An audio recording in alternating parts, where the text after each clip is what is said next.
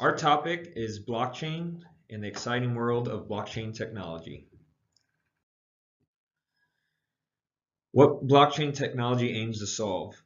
Before we understand how blockchain technology works, we understand what problems it was designed to solve.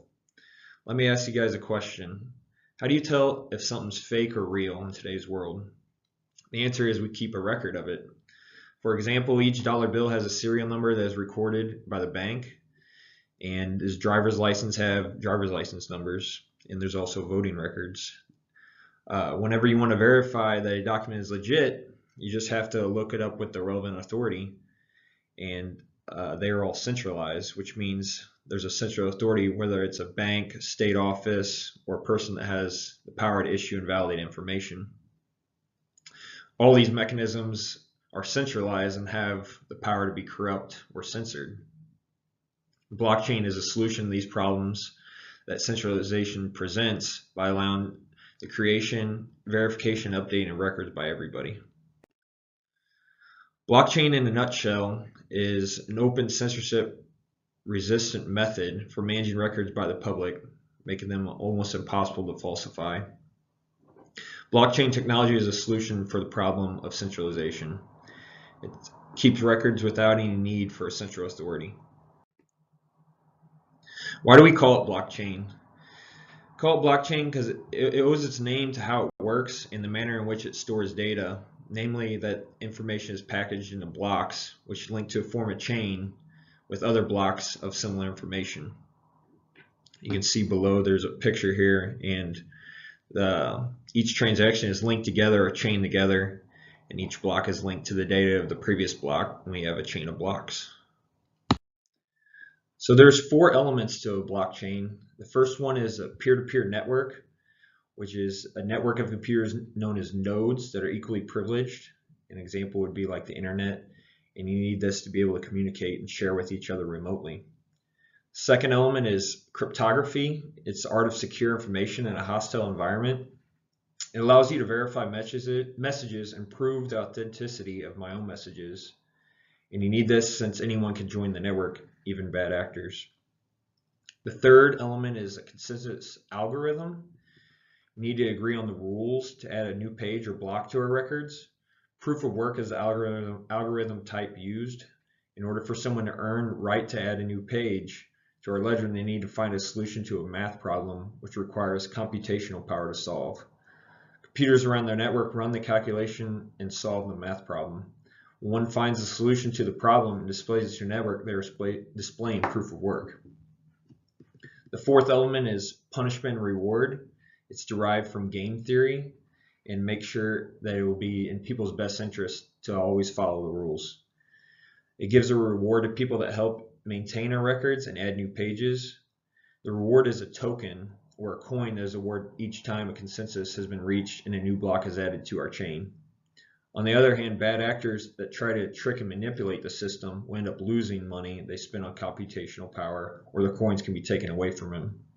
It turns the rules from something you need to follow to something you want to follow, and since it will be in your best interest to do so. Thank you, AJ. My name is Philip Rodriguez, and I'm going to talk about the benefits and risks of blockchain. So I'll start off with one of the most enticing aspects of blockchain, and that is the level of security it can offer a firm. So regardless of size, blockchain technologies encrypt ledgers into a 64-character string of letters and numbers. The encrypted data can only be accessed with a key. If you don't have a key, it's nearly impossible for computers to decipher the contents. The second benefit of a blockchain is the efficiency it offers a firm. Blockchain technologies can eliminate the need for paper trails and improve accuracy. It can also eliminate the middlemen when making a transaction. So cryptocurrency, for example, can eliminate the need for cash. It can also eliminate transaction fees when making an overseas purchase, and also make micropayments available for small ticket items. So the third benefit is the level of automation a blockchain can offer a firm. So stored on a blockchain, transactions can be executed by smart contracts. Within a workflow, smart contracts can trigger subsequent actions once specific conditions are met and verified. This can improve speed, efficiency, and accuracy. This can also be leveraged by a firm as a cost savings measure by eliminating the need for a third-party mediator. So risks of a blockchain include hackers and quantum computing. So unfortunately, blockchain is not 100% secure from hackers or breaches. There were 72 publicly reported breaches between 2011 and 2018. However, compare this to the 2 million total breaches in 2018, and we're talking about a very small number. But again, there is no absolute guarantee that your data is safe on a blockchain.